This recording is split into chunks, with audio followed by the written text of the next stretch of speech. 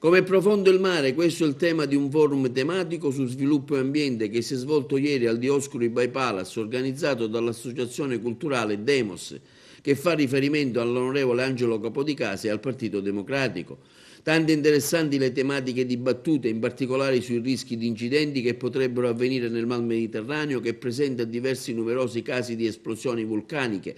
denominate Pochmark. Il tema ampiamente sviluppato dalla qualificata platea di ospiti che hanno dato il loro contributo al dibattito, presenti il professore Andaloro, direttore di ricerca dell'ISPRA, il professore Angelini del Comitato Scientifico dell'UNESCO, l'onorevole Bratti, presidente della Commissione bicamerale su rifiuti e illeciti ambientali, l'onorevole Granata, già assessore regionale al turismo, il dottor Macaluso del progetto Archimed, il senatore Marinello, presidente della Commissione Ambiente del Senato, l'onorevole Pecoraro Scanio, già ministro dell'Ambiente, l'onorevole Zanna, presidente di Lega Ambiente Sicilia. Il tema è di estrema attualità.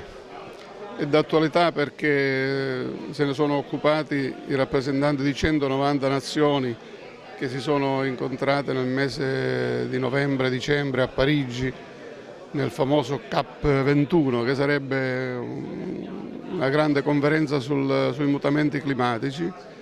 È d'attualità perché vediamo tutte le conseguenze dei mutamenti climatici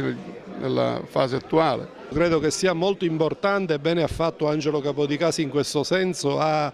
far nascere un dibattito tra varie componenti culturali e politiche della Sicilia su una questione che è quella delle trivellazioni in mare ma anche delle ricerche petrolifere. La Sicilia a mio avviso deve dire basta una volta per tutte a un'economia fondata sul petrolio che porta soltanto delle controindicazioni ambientali che sono sotto gli occhi di tutti e lascia dei deserti legati anche a un disastro di tipo umano, perché Gela, Augusta, Milazzo, quello che hanno significato in termini di costi umani, in termini di malattie, in termini di depauperamento delle risorse è chiaro a tutti.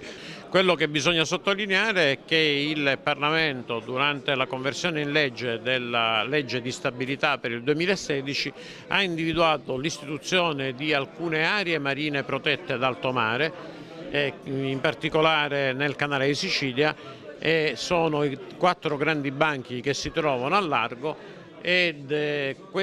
l'inserimento di questi banchi tra le aree marine protette con il relativo stanziamento per l'identificazione di quest'area a mio avviso rappresenta una risposta importante. Farò vedere un'altra peculiarità del canale di Sicilia, interessante dal punto di vista geologico, meno interessante dal punto di vista delle estrazioni petrolifere, perché pare che ci sia una notevole incompatibilità. Stiamo parlando del vulcanesimo sedimentario, lo stesso che ha dato luogo al fenomeno delle Maccalube di Aragona e che sott'acqua nello stretto di Sicilia è molto più pericoloso perché ci sono delle alte pressioni, soprattutto è così poco conosciuto e così poco compatibile per questo motivo, quindi immaginate le esplosioni sottomarine in prossimità di una piattaforma di estrazione o di un oleodotto. E voglio ricordarvi quello che è successo nel 2010 nel Golfo del Messico, un disastro ambientale il più grosso di tutti i tempi, si è verificato perché nel corso della intercettazione, mentre si stava perforando per cercare petrolio, è stato intercettato del metano che espandendosi ha investito la Deepwater Horizon determinandone poi il danneggiamento.